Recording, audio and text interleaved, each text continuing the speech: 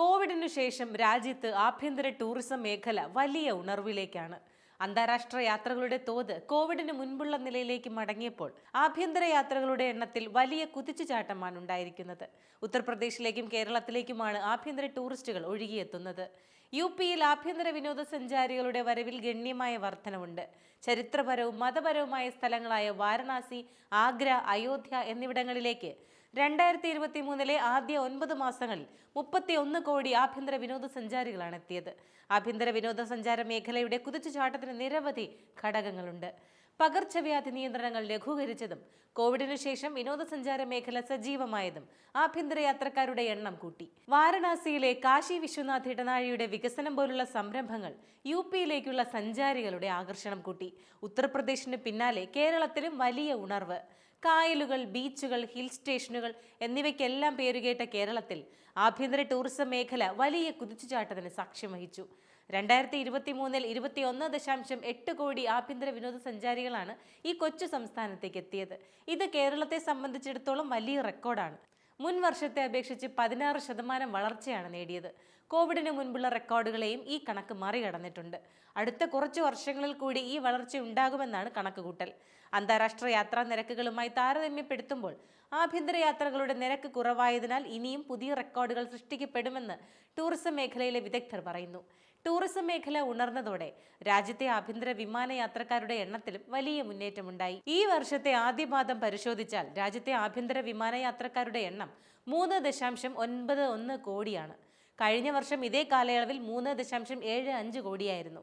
2023 വർഷത്തെ ആകെ കണക്കെടുത്താൽ രാജ്യത്തെ ആഭ്യന്തര സഞ്ചാരികളുടെ എണ്ണം 15.2 കോടിയോളമാണ്. 2022 12.32 കോടി യാത്രക്കാരാണ് ഉണ്ടായിരുന്നത്. വർധന 23.36%. കോവിഡിന്റെ തേരോട്ടമുണ്ടായിരുന്ന 2021 8.38 കോടി യാത്രക്കാരും 2020 6.3 കോടി യാത്രക്കാരുമാണ് ഉണ്ടായിരുന്നത്. കോവിഡ് മൂലമാണ് 2020 ആഭ്യന്തര സഞ്ചാരികളുടെ എണ്ണം 6.3 കോടിയിലേക്ക് കൂപ്പുകുത്തിയത്.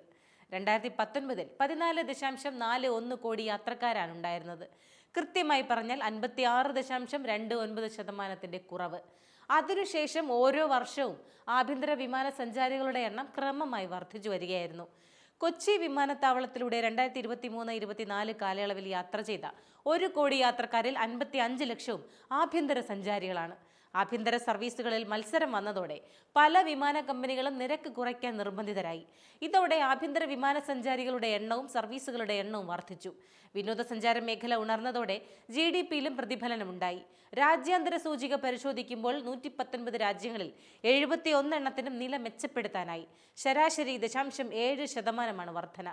കോവിഡിനു ശേഷം രാജ്യാന്തര സഞ്ചാരികളുടെ വരവിൽ മികച്ച തിരിച്ചുവരവ് നടത്തിയിരിക്കുന്നത് പടിഞ്ഞാറൻ ഏഷ്യൻ രാജ്യങ്ങളാണ്.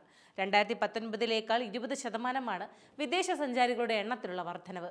യൂറോപ്പ്, ആഫ്രിക്ക, വടക്കേ തെക്കേ അമേരിക്ക എന്നിവിടങ്ങളിലെ രാജ്യങ്ങൾക്കും 90% സഞ്ചാരികളെയും തിരികെ നേടാനായി. ഇന്ത്യക്ക് നേട്ടം ലോക സാമ്പത്തിക ഫോറം 2024 പുറത്തുവിട്ട ട്രാവൽ ആൻഡ് ടൂറിസം ഡെവലപ്മെന്റ് ഇൻഡെക്സിൽ കോവിഡിന് ശേഷം ഇന്ത്യയുടെ നില മെച്ചപ്പെട്ടതായി രേഖപ്പെടുത്തിയിരിക്കുന്നു. അമേരിക്ക 1-ാം സ്ഥാനത്തും ഇന്ത്യ 39-ാം സ്ഥാനത്തുമാണ്. ദക്ഷിണേന്ത്യൻ രാജ്യങ്ങൾക്കിടയിലും വരുമാനം കുറഞ്ഞതുമായ ഇടത്തരമായ രാജ്യങ്ങൾക്കിടയിലും ഇന്ത്യ മുന്നിലാണെന്ന് സൂചിക പറയുന്നു.